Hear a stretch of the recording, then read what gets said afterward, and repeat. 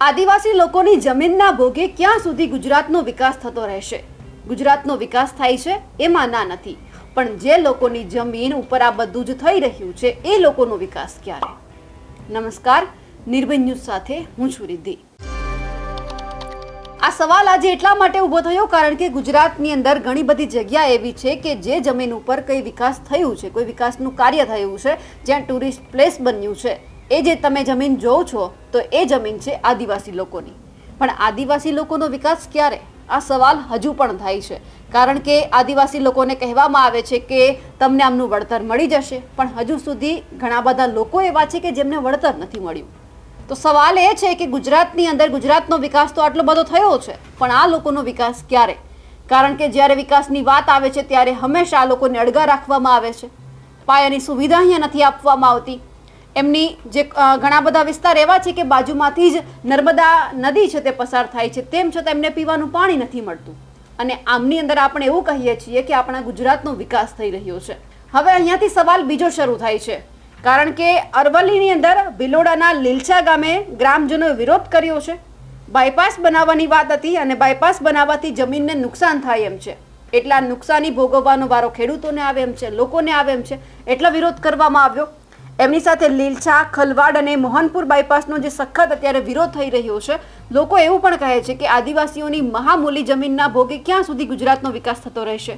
વિકાસ અમારો તો થતો નથી, પરંતુ ગુજરાતનો વિકાસ થાય છે, મહાનગરોનો વિકાસ થાય છે, તો અમારા લોકોનો, અમારો આદિવાસીઓનો ક્યારે વિકાસ થશે? કારણ કે જ્યારે શાળાની વાત કરવામાં આવે છે તો એક સારી શાળા નથી મળતી, સારા શિક્ષકો નથી મળતા, અને વિકાસ કરવાની આપણે વાત કરીએ જઈએ છીએ કે ગુજરાતમાં સારો વિકાસ થઈ રહ્યો છે, પણ જ્યારે વિકાસને આપણે એક પાસું બીજું બતાવતા હોઈએ ત્યારે આપણે એ પણ જોવું પડે કે આદિવાસી જે લોકો છે એ કઈ રીતે આપણા ગુજરાતમાં વસે છે।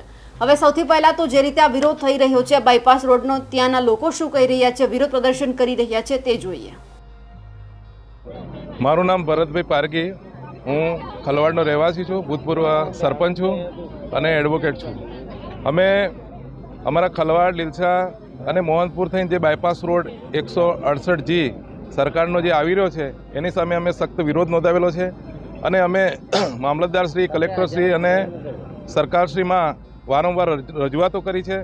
અને જ્યાં હાલમાં હયાત રોડ છે ત્યાં બાયપાસના બદલે હયાત રોડ છે ત્યાં ઉપર થઈ અને રોડ આવી શકે તેમ છે, તેમ છતાં પણ સરકાર આદિવાસીઓની જમીન ગેરકાયદેસર રીતે હડપી લેવા માટેના પ્રયત્નો કરી રહેલ છે।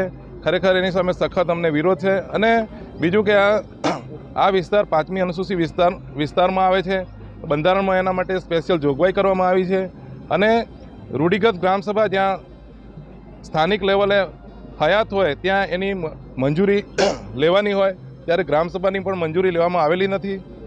તેવા સંજોગોમાં આ સરકાર વિકાસના નામે અમને આદિવાસીને વિસ્થાપન કરી રહી છે, તો અમને સખ્ત વિરોધ છે અને અમે આ તમામ જે અમારા ખેડૂત ભાઈઓ છે, બહેનો છે, આજે લડી લેવાના મૂડમાં છે અને જે પણ કંઈ પણ પરિણામ આવે એ ભોગવવા માટે અમે તૈયાર છે, પણ અમારી જમીનનો 1 ઇંચ પણ અમે આપવા માટે તૈયાર નથી।